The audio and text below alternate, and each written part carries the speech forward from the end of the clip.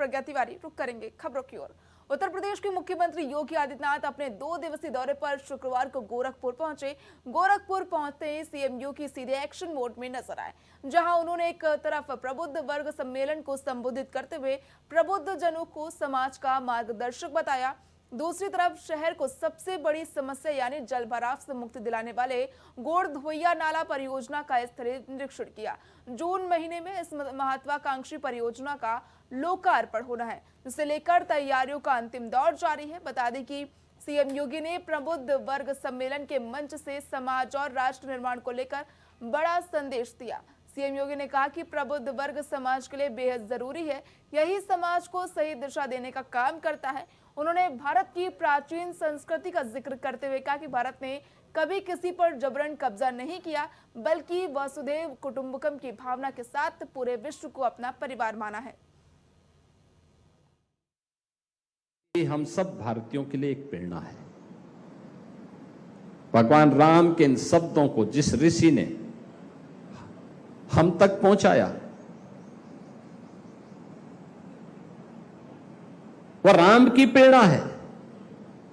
एक प्रबुद्ध जन के माध्यम से हम सबके सामने आया, एक ऋषि के माध्यम से हम सबके सामने आया। आज भारतीय प्रेरणा लेता है।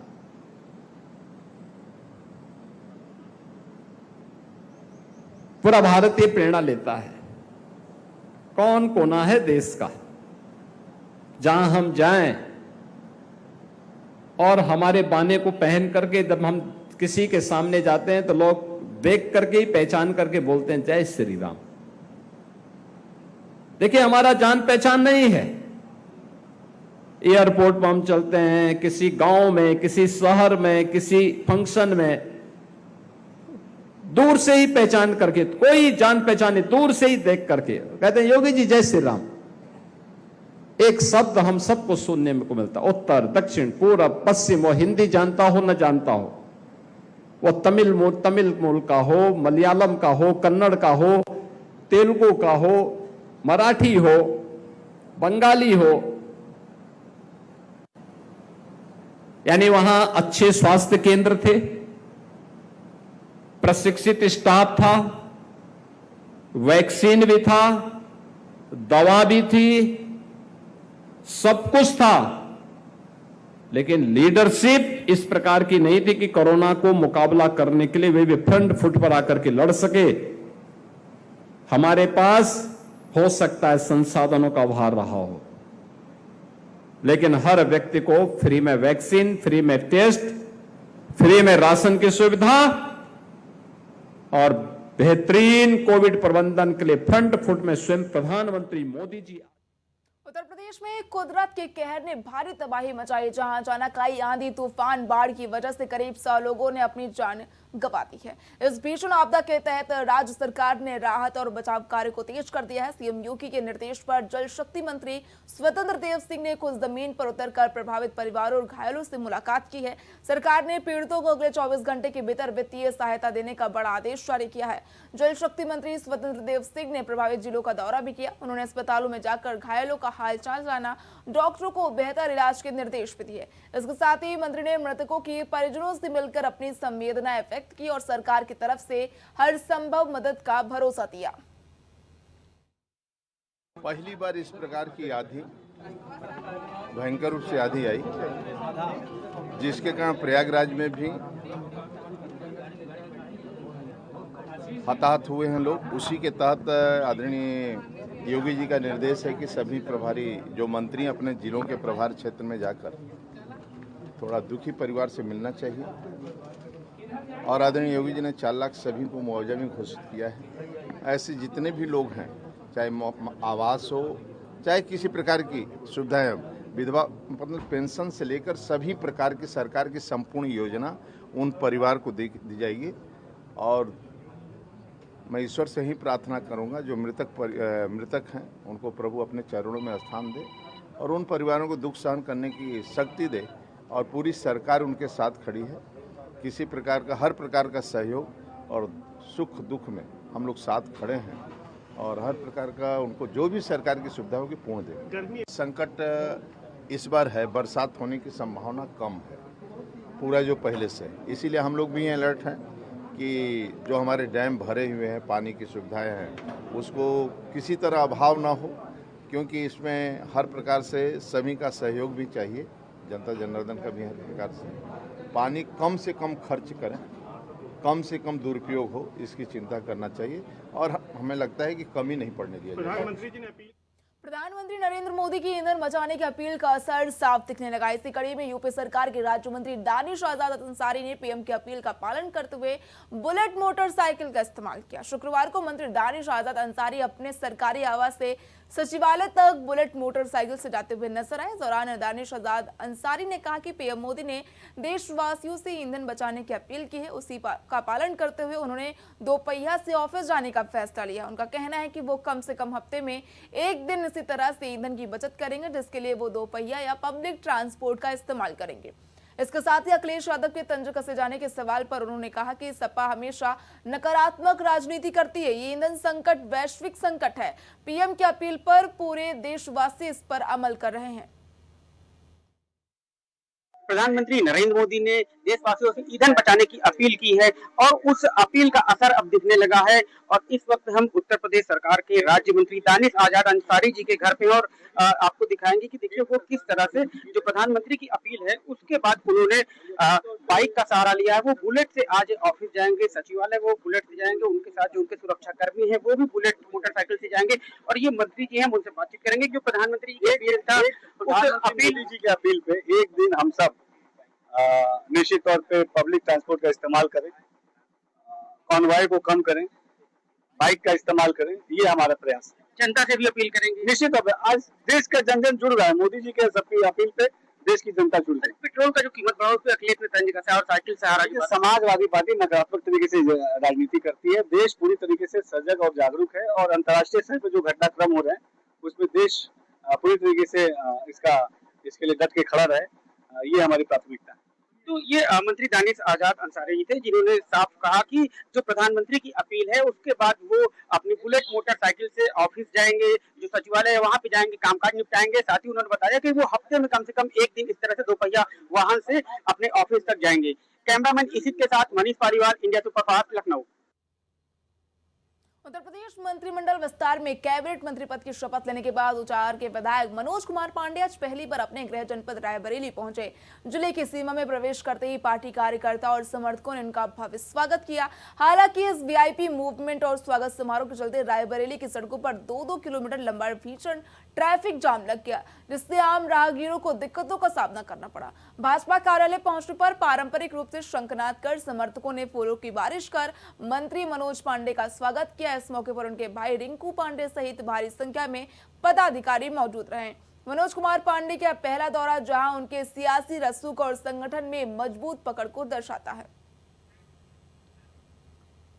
एक तरफ देश के प्रधानमंत्री नरेंद्र मोदी टीवी पर आकर जनता से पेट्रोल डीजल बचाने, कार पुलिंग करने और सादगी अपनाने की भावुक अपील कर रहे हैं, तो दूसरी तरफ उन्हीं के संसदीय क्षेत्र काशी की सड़कों पर सत्ता का ऐसा अहंकार दिखा कि जनता घंटों परेशान रही। योगी सरकार के नवनियुक्त राज्य मंत्री हंसराज विश्वकर्मा जब पहली बार वाराणसी पहुंचे तो उनके स्वागत में नियमों और अपीलों की धज्जियां उड़ाते हुए दर्जनों गाड़ियों का काफिला बुलडोजर उतार दिए गए। उत्साह की ये नुमाइश सिर्फ चमचमाती लग्जरी गाड़ियों तक ही सीमित नहीं रही। जबकि ये काफिला मंडुआडीह पहुंचा तो वहां सत्ता के नए प्रतीक यानी कई बुलडोजरों को कतार में खड़ा कर दिया गया। कार्यकर्ताओं ने बुलडोजर से मंत्री का स्वागत किया तो इस पूरे मामले को लेकर उत्तर प्रदेश कांग्रेस के अध्यक्ष जराय ने मोर्चा खोल दिया है। उन्होंने अपने एक्स हैंडल पर इस काफिले का वीडियो शेयर करते हुए तीखा प्रहार किया है। यूपी के उन्नाव में दुष्कर्म कांड को लेकर कुलदीप सिंह सेंगर की मुश्किलें एक बार फिर बढ़ गई हैं। दरअसल सुप्रीम कोर्ट ने दिल्ली हाई कोर्ट के उस फैसले को रद्द कर दिया है जिसमें कुलदीप सिंह सेंगर की उम्र कैद की सजा निलंबित कर दी गई थी। इस मामले में कोर्ट ने आज सुनवाई करते हुए उसे दोबारा दिल्ली हाई कोर्ट को नए सिरे से विचार करने का निर्देश दिया है। बता दें कि पिछले साल 29 दिसंबर को हाई कोर्ट ने सेंगर को यह कहते हुए जमानत दी थी कि विधायक को पॉक्सो एक्ट के तहत लोक सेवक नहीं माना जा सकता। सीबीआई की अर्जी पर सुप्रीम कोर्ट ने इस आदेश पर रोक लगा दी थी। आज मामले को दोबारा विचार के लिए हाई कोर्ट के पास भेज दिया गया है। देश के मुख्य न्यायाधीश सूर्यकांत और जस्टिस जॉय माल्या बागची की बेंच ने हाई कोर्ट को यह निर्देश दिया है। लखनऊ में पेट्रोल डीजल के दाम बढ़ गए हैं। पहले से ही महंगाई और गैस की किल्लत का लोग सामना कर रहे हैं। दामों का एक और झटका जो है जनता को लग गया है। तो वहीं विपक्ष महंगाई और बेरोजगारी के मुद्दे पर सत्ता पक्ष को घेरने की पुरजोर कोशिशों में लगा हुआ है। इसी कड़ी में समाजवादी पार्टी के विधायक अतुल प्रधान ने लगातार बढ़ती महंगाई को लेकर बीजेपी सरकार पर हमला बोला है। उन्होंने सदन और सार्वजनिक मंचों से आरोप लगाया कि भाजपा के सत्ता में रहने तक महंगाई कम नहीं होगी, आम जनता त्रस्त है। डीजल पेट्रोल की भूमिका तो प्रधानमंत्री जी ने 3 दिन पहले तब बना दी थी जब ये बोला था कि हम लोग डीजल पेट्रोल कम फूकें, तेल का इस्तेमाल ना करें, खाने वाले तेल का, और विदेशी यात्रा ना करें। इनसे पूछे बेशर्मों से, कोई बेशर्म लोगों से, कि आप जो है 5-5 देशों की यात्रा पर जा रहे हैं, दोहरे चरित्र के लोग, इनसे ये पूछे कोई कि क्यों जा रहे हैं और कैसी बेशर्मी है। लोगों के कह रहे कि 1 साल तक सोना ना खरीदें, जहाँ सुनार जो हमारे हैं, जो सोने का काम करते हैं, जिनके हजारों लाखों पूरे देश में वर्कर काम करते हैं, उनका काम ठंडा पड़ गया, वो भी इनके विरोध में इस समय खड़े हैं। और साथ साथ ये जो भारतीय जनता पार्टी की बेशर्म और बेहया सरकार है, इसके खिलाफ जनता उठ खड़ी हुई है। डीजल पेट्रोल के दाम आज सुबह ही बढ़े। सपा सांसद अजेंद्र सिंह लोधी की ब्राह्मणों पर टिप्पणी को लेकर राजधानी लखनऊ में सियासत गर्मा गई है। लखनऊ कलेक्ट्रेट में बीजेपी की महिला मोर्चा कार्यकर्ताओं ने विरोध प्रदर्शन किया। प्रदर्शन के दौरान महिला कार्यकर्ताओं ने जमकर नारेबाजी की। प्रदर्शनकारियों ने सपा सांसद माफी मांगो, शर्म करो के नारे लगाए। सांसद अजेंद्र सिंह लोधी के खिलाफ कार्रवाई की मांग उठाई। इसके साथ ही पूर्व मेयर संयुक्ता भाटिया और मीडिया प्रभारी चेतना पांडे ने विरोध जताते हुए सांसद को बर्खास्त करने की मांग की है। प्रदर्शनकारियों ने कहा कि हमारी मांग है कि सार्वजनिक मंच से देश के प्रधानमंत्री के खिलाफ इस तरह की निम्न स्तरीय भाषा का प्रयोग न केवल प्रधानमंत्री का अपमान है, बल्कि ये देश की लोकतांत्रिक मर्यादाओं पर भी चोट है। नीट परीक्षा विवाद की आग अब सड़कों तक पहुंच चुकी है। लखनऊ यूनिवर्सिटी के बाहर आज उस वक्त बवाल हो गया जब परीक्षा रद्द किए जाने के विरोध में सैकड़ों छात्र सड़कों पर उतर आए। हालात इतने बेकाबू हो गए कि पुलिस और छात्रों के बीच जमकर धक्का मुक्की हुई। पुलिस ने बल प्रयोग करते हुए कई छात्रों को हिरासत में ले लिया। तस्वीरें उत्तर प्रदेश की राजधानी लखनऊ की है, जहां पर लखनऊ यूनिवर्सिटी का मुख्य द्वार आज जंग का मैदान बन गया। नीट परीक्षा रद्द किए जाने से नाराज छात्रों का गुस्सा 7वें आसमान पर था। छात्र हाथों में तख्तियां लेकर केंद्र सरकार और केंद्रीय शिक्षा मंत्री धर्मेंद्र प्रधान के खिलाफ जमकर गुबार निकाल रहे थे। प्रदर्शन शांतिपूर्ण ढंग से शुरू हुआ था, लेकिन देखते ही देखते छात्र और पुलिस आमने सामने आ गए।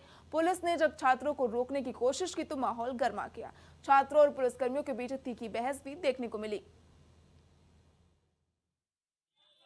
नीट परीक्षा के पेपर लीक होने के बाद जिस तरह से परीक्षा को रद्द किया गया है, उसको लेकर देश भर में छात्रों में आक्रोश है। और इसी कड़ी में लखनऊ यूनिवर्सिटी में तमाम छात्र जुटे हैं जो विरोध प्रदर्शन कर रहे हैं। हम आपको दिखाएंगे कि देखिए, ये लखनऊ यूनिवर्सिटी का मेन गेट है, जहां पर बड़ी संख्या में छात्र मौजूद हैं, विरोध प्रदर्शन कर रहे हैं। छात्रों की मांग है, छात्र अपने मांगों की तख्तियां हाथों में लिए हुए हैं।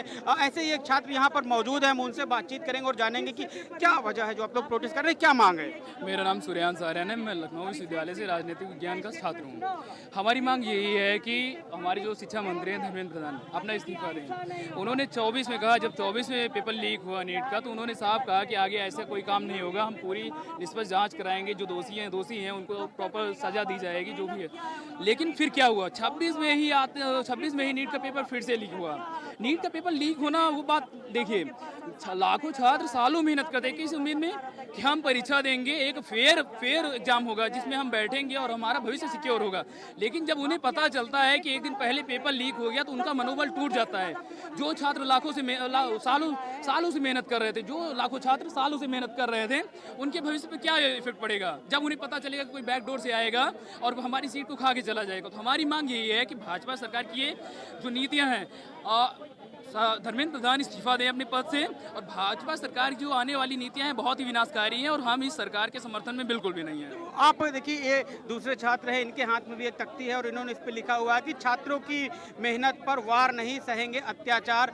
जो पेपर लीक हुआ है उससे छात्रों में गुस्सा है। तमाम छात्र हैं जो सरकार के इस पर जो जिस तरह से लापरवाही हुई, छात्रों का कहना है कि लापरवाही की वजह से ये पेपर आउट हुआ है। आप बताइए, आप लोग प्रोटेस्ट कर रहे हैं, क्या मांग है, क्या चाहते हैं? देखिए, सरकार कहते हैं, नरेंद्र मोदी कहते हैं कि हम वार रुकवा देंगे, रसिया यूक्रेन, लेकिन ये पेपर लीक नहीं रुकवा सकते क्योंकि पेपर लीक में इनके कार्यकर्ता है।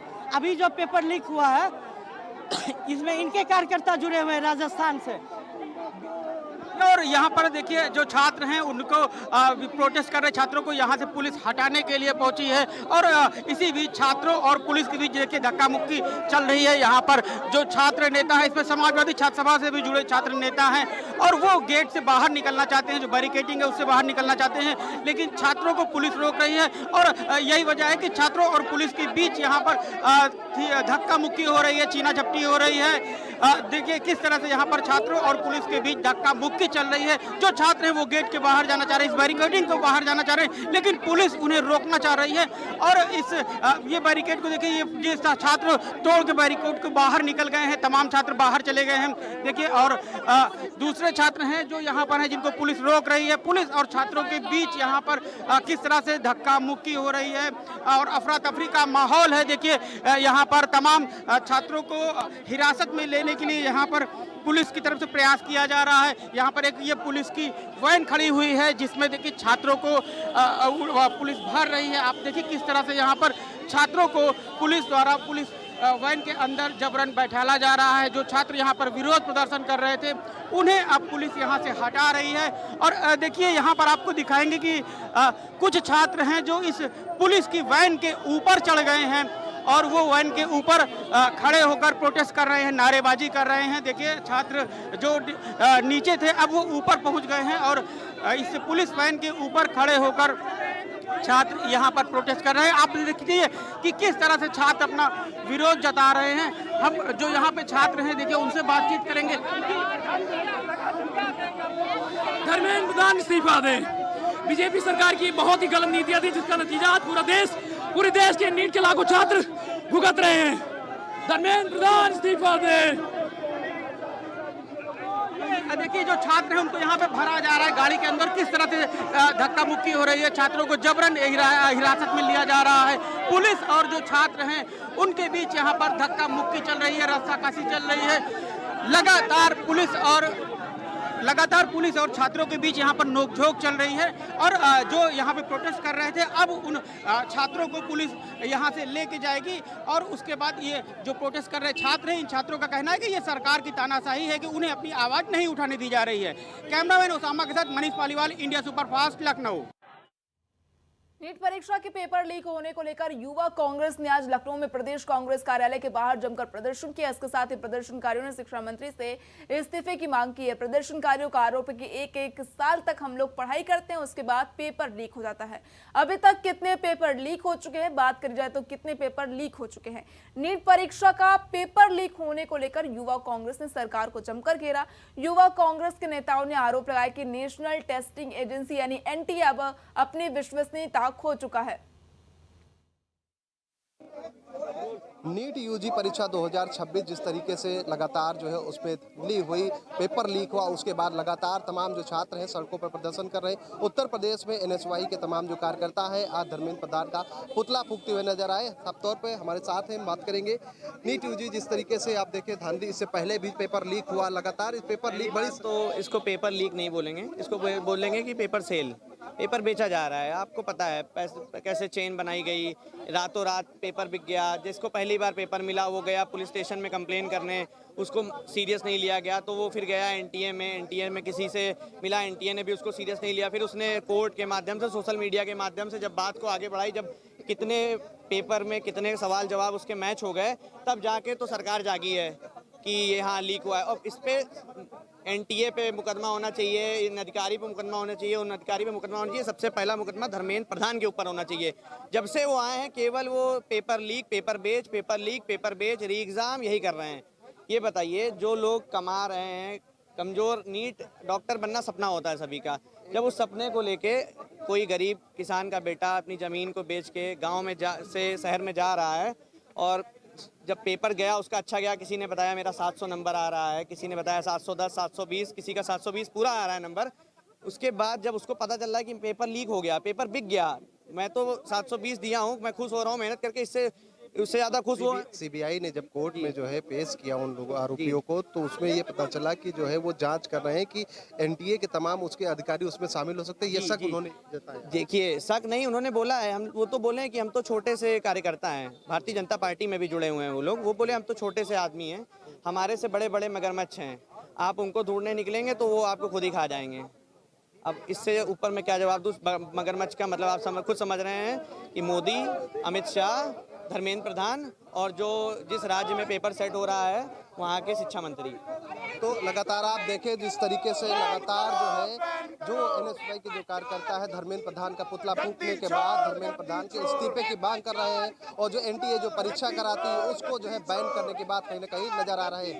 आप देखें साफ तौर पर जो है नीट यूजी परीक्षा जिस तरीके से लीक हुआ उसके बाद लगातार कहीं ना कहीं जो छात्रों का प्रदर्शन है वो सड़कों पर जारी है। अब जिस तरीके से लगातार जो है इस पूरे मामले की जाँच सीबीआई कर रही है, हालांकि पूरा विवाद कहीं ना कहीं गहराता जा रहा है। लगातार सड़कों पर इसके खिलाफ प्रदर्शन करते हुए लोग नजर आ रहे हैं। लखनऊ से कैमरामैन सत्येंद्र राय के साथ में Avinash, India superfast news Lucknow. Middle east में जारी तनाव और युद्ध का असर अब भारत में भी नजर आने लगा है। पहले जहां लोगों को गैस सिलेंडर की किल्लत और बढ़ती कीमतों का सामना करना पड़ा, वहीं अब पेट्रोल डीजल की बढ़ती कीमतों ने आम आदमी की चिंता को और बढ़ा दिया है। देश भर में आज से पेट्रोल और डीजल की कीमतों में करीब 3 रुपए प्रति लीटर की बढ़ोतरी कर दी गई है। तेल कंपनियों के ऐसे फैसले का सीधा असर आम लोगों की जेब पर पड़ेगा। नई कीमतें जो है आज से लागू हो गई हैं। राजधानी दिल्ली में पेट्रोल अब करीब 97.77 रुपए प्रति लीटर और डीजल करीब 90.67 प्रति लीटर बिक रहा है। मुंबई, चेन्नई, कोलकाता समेत कई बड़े शहरों में भी ईंधन के दाम बढ़ गए। विशेषज्ञों का मानना है कि मिडिल ईस्ट में बढ़ते संघर्ष की वजह से अंतर्राष्ट्रीय बाजार में कच्चे तेल की कीमतों में लगातार उछाल आ रहा है। करेगा तेल चलाए 3 रुपए लगभग बहुत बढ़ा दिया है। अब कह रहे हैं विदेशों से तेल आता है, हम आत्मनिर्भर बनिए, साइकिल से चलिए, पेट्रोल बचाइए, डीजल बचाइए, तेल कम खाइए। अब हर चीज़ के दाम बढ़ेंगे। अभी खाद्य सामग्री, डीजल पे दाम बढ़ा है, खाद्य सामग्री पे दाम बढ़ेंगे। गरीबी में और घाटा गिला है। गरीबी में घाटा गिला, क्या लगता है और भी आगे बढ़ने का लग तो रहा है जिस हिसाब से वो है, होता जेब पे असर पड़ेगा। बहुत हम तो सोच रहे ईवी खरीद लें, ना साइकिल खरीद लें। ईवी तो और भी ईवी तो 2 लाख पार जा रही, सोच रहे साइकिल खरीद ले, उसी से चले ज़्यादा सही है। साइकिल से चले जी।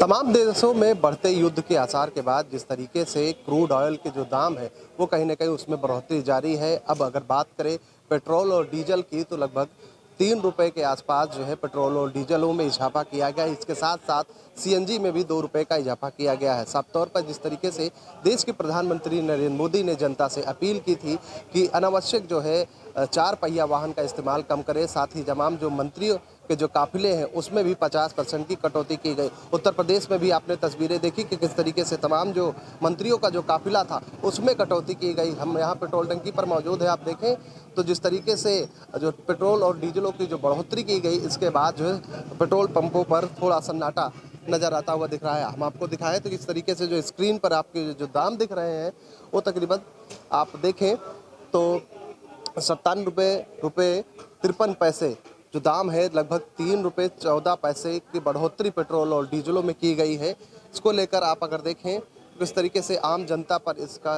कहीं ना कहीं खासा असर देखने को मिल रहा है। पेट्रोल पंपों पर यहाँ पर जो भीड़ है वो कम नज़र आ रही है। संचालकों से जानेंगे, पेट्रोल डीजलों के जब से दाम बढ़े हैं तब से ग्राहकों में कुछ कमी आई है? जी नहीं, कमी तो नहीं कुछ आई। आज जब से हम ड्यूटी आए तब से तो आ तो बराबर रहे हैं। तो आप अगर देखें तो जो है सीधा असर कहीं ना कहीं जनता पर पड़ता हुआ दिख रहा है। जैसे में पेट्रोल और डीजल के साथ साथ सीएनजी के भी दाम बढ़ाए गए हैं। हम लोग मौजूद थे यहाँ पर पेट्रोल टंकी पर, आप देखें तो लोग यहाँ पर जिस तरीके से पहुँच रहे हैं तो कहीं ना कहीं सीधा असर जनता पर पड़ता हुआ नज़र आ रहा है। पेट्रोल के दाम लगभग 3 रुपये बढ़ा दिए गए हैं। किस तरीके से अब कुछ नहीं कहेंगे भैया, जो कहना था कह दिया बस। 3 रुपये फ़ायदा नहीं, गरीब की कोई सुनने वाला नहीं है। सब मलाई खाने वाले बैठे हुए हैं और जब नुकसान हो जाए तो पब्लिक के ऊपर डाल दो, खत्म। क्या लगता है आगे भी और भी दाम बढ़े? 500 करो एक बार में, जो 2-4 रुपये बढ़ाने से कोई फायदा नहीं। 500 करके बैठ जाओ, आराम से खाते रहो, तब पब्लिक को कुछ परोज न पड़े। पेट्रोल के दामों बढ़ने के बाद में ग्राहकों में कमी आई? जी, बिक्री में असर हो गया है, कम बिक्री हो रही है आज। जी, ग्राहक कम आ रहे हैं और थोड़ा पेट्रोल डला रहे हैं अब। पहले तो रोजाना की तरह अगर आज की अगर बात करें तो जिस तरीके से पेट्रोल और डीजलों के जो दाम बढ़े हैं उससे ग्राहकों में भी कहीं ना कहीं कमी आई है। अब देखना होगा आने वाले समय में जिस तरीके से पेट्रोल और डीजलों के जो दाम बढ़ाए गए हैं, माना यही जा रहा है कि जिस तरीके से क्रूड ऑयल के जो दाम है उसमें बढ़ोतरी जारी है। वॉर जैसी स्थिति में जिस तरीके से क्रूड ऑयल लगातार कहीं ना कहीं बढ़त उसमें दिख रही, ऐसे में माना यही जा रहा है कि आने वाले समय में और भी पेट्रोल और डीजलों के दाम बढ़ सकते हैं। लखनऊ से कैमरामैन सत्यन राय के साथ मैं Avinash, India superfast news, Lucknow. Kanpur Dehat में एक रिटायर्ड फौजी का शव पेड़ से लटका मिलने से इलाके में सनसनी फैली। घटना बिरहर चौकी के पास एमनपुर गांव की है, जहां ग्रामीणों ने सुबह गांव के बाहर बगीचे में शव लटका देखा और पुलिस को सूचना दी। सूचना मिलते ही बिरहर चौकी पुलिस मौके पर पहुंची और शव को कब्जे में लेकर जांच शुरू कर दी है। मृतक की पहचान गोविंद उर्फ राजू उम्र करीब 48 वर्ष के रूप में हुई है, जो रिटायर्ड फौजी बताया जा रहे हैं। वर्तमान में वो एक निजी स्कूल में सुरक्षा गार्ड के तौर पर कार्यरत थे। शुरुआती जांच में फांसी लगाकर आत्महत्या की आशंका जताई जा रही है। हालांकि पुलिस सभी पहलुओं को ध्यान में रखकर जांच कर रही है। घटना के बाद परिजनों का रो रो कर बुरा हाल है। पूरे गांव में शोक का माहौल है।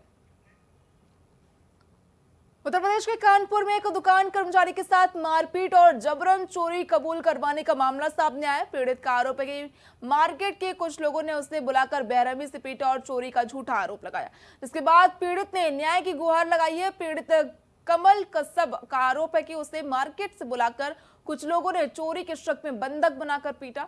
पीड़ित ने दावा किया है कि घटना स्थल पर कैमरे लगे हुए हैं, जिनमें पूरी घटना रिकॉर्ड हो सकती है। अब पीड़ित न्याय की मांग कर रहा है, दोषियों के खिलाफ कड़ी कार्रवाई की अपील कर रहा है।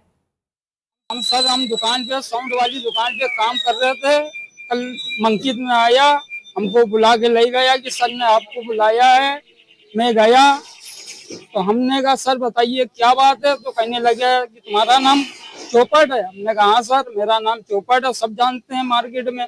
तुमने चोरी की है, बैठा लिया। हम चोरी नहीं किया तो हम क्या बता दें। अब पता नहीं कौन है सर। अब बर्फ वाली जो वो थी नोक वाली, ऐसे डाल के मेरे ऊपर कस के जूता से पहुंचा गया सर। अब बहुत दर्द कर रहा, बताइए सर। अभी थाने गए हमको मारा ने वो चौकी इंचार्ज ने। नाम तो मालूम नहीं सर, वो जाजमो का है, पता नहीं कौन है सर। नया आया उसने हमको मारा था, पटकापुर चौकी। उत्तर प्रदेश के बरेली से अपराध की एक चौंकाने वाली खबर सामने आई, जहां खुद को कुख्यात अपराधी लल्ला गद्दी बताकर एक वकील के परिवार से 2 लाख रुपए की फिरौती मांगी गई थी। कैंट थाना पुलिस ने इस पूरे मामले का भांडाफोड़ करते हुए 2 शातिर आरोपियों को गिरफ्तार कर लिया। पुलिस जांच में जो हकीकत सामने आई उसके पीछे कोई बड़ा गैंग नहीं बल्कि एक तरफा रंजिश और पुरानी पहचान की कहानी निकली है। बता दें कि चौबारे निवासी अधिवक्ता चंद्रभान सिंह के परिवार को पिछले कुछ दिनों से खौफ के साये में जीने को मजबूर था। पर एक व्यक्ति द्वारा यह तहरीर उपलब्ध कराई गई कि किसी अज्ञात नंबर से उन्हें कॉल कर उनके पुत्र को जान से मारने की धमकी देते हुए उनसे 2 लाख रुपए फिरौती की मांग की जा रही है। उनके द्वारा उपलब्ध कराई गई तहरीर पर तत्काल थाना में बीएनएस की सुसंगत धाराओं में मुकदमा पंजीकृत कराया गया तथा श्रीमान वरिष्ठ पुलिस अधीक्षक महोदय के निर्देशन में 3 टीमों का गठन कर इनकी पहचान एवं गिरफ्तारी के प्रयास किए गए। सर्विलांस, कॉल डिटेल्स तथा अन्य माध्यमों से सभी डाटा का एनालिसिस करते हुए इसमें 3 अभियुक्तों के नाम प्रकाश में आए, जिनमें से 2 अभियुक्त वैभव और आकाश, ये दोनों थाना क्षेत्र फतेहगंज पूर्वी के रहने वाले हैं। इन्हें गिरफ्तार किया गया।